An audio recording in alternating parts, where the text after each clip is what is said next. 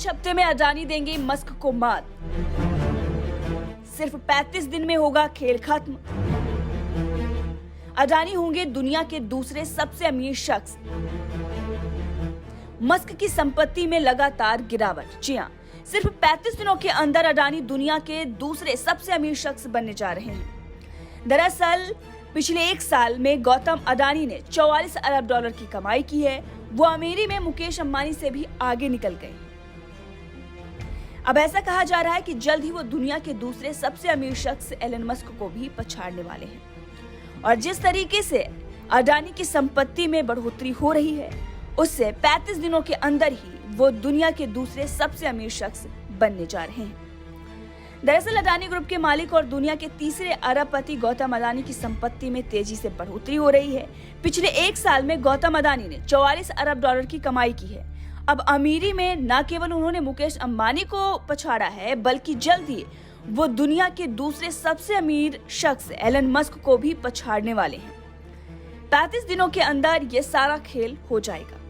दरअसल टेस्ला के CEO Elon Musk की संपत्ति में लगातार भारी गिरावट आ रही है। अगर अडानी और मस्क की संपत्ति के बढ़ने और घटने की तुलना की जाए तो जितनी संपत्ति मस्क ने साल 2022 में गंवाई, उसकी आधी अडानी ने 1 साल में कमा ली है। अरबपति बिजनेसमैन गौतम अडानी की कंपनी के शेयरों में लगातार तेजी आ रही है।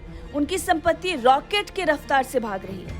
अब जिस रफ्तार से अडानी की संपत्ति बढ़ रही है, अगर वो जारी रही तो अगले कुछ हफ्तों में एलन मस्क को पछाड़कर दुनिया के दूसरे सबसे अमीर कारोबारी वो बनने जा रहे हैं। अब जरा आंकड़ों पर भी नजर डाल लेते हैं।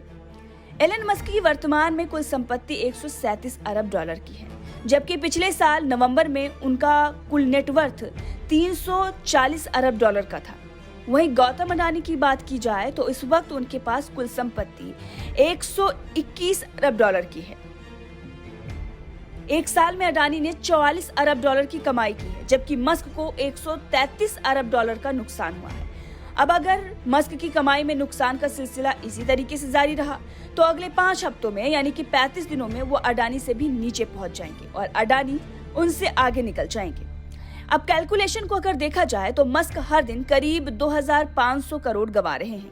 वहीं गौतम अडानी की संपत्ति में हर दिन 0.12 अरब डॉलर संपत्ति जुड़ रही है। अब इस रफ्तार से गौतम अडानी 35 दिनों में एलन मस्क को पछाड़कर दुनिया के दूसरे सबसे अमीर शख्स बनने जा रहे हैं। टेस्ला के शेयरों में आ रही गिरावट के कारण मस्क को बड़ा नुकसान हो रहा है। हाल में ही टेस्ला की गाड़ियों में फ्रंट पैसेंजर एयरबैग में आ रही खामी के कारण उसे अपनी 30,000 यूनिट को वापस बुलाना पड़ा था, जिसके बाद से शेयर में गिरावट जारी है। वहीं अडानी की बात करें तो अडानी के शेयर लगातार बढ़ोतरी कर रहे हैं।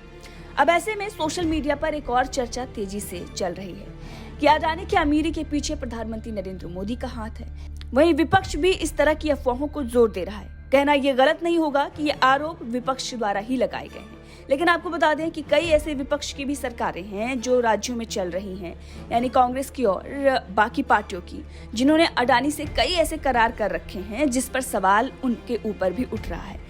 तो बीजेपी को लेकर जिस तरीके से कांग्रेस और विरोधी दल सवाल उठाते हैं, उस वक्त उन पर भी सवाल खड़ा हो जाता है जब उनकी राज्य सरकारें अडानी से करार करती हैं। वैसे आपको बता दें कि प्रधानमंत्री नरेंद्र मोदी के आने के बाद इंडिया काफी कुछ नया कर रहा है और जिस तरीके से वो आगे बढ़ रहा है, उसके बाद गौतम अडानी की जो संपत्ति बढ़ रही है उसको लेकर भी कई बड़े सवाल खड़े हुए पिछले दिनों। लेकिन अब गौतम अडानी दुनिया के जब दूसरे सबसे अमीर शख्स बनने जा रहे हैं तो एक बार फिर से इन अफवाहों को जोर मिलेगी और प्रधानमंत्री नरेंद्र मोदी को एक बार फिर से निशाने पर लिया जा सकता है।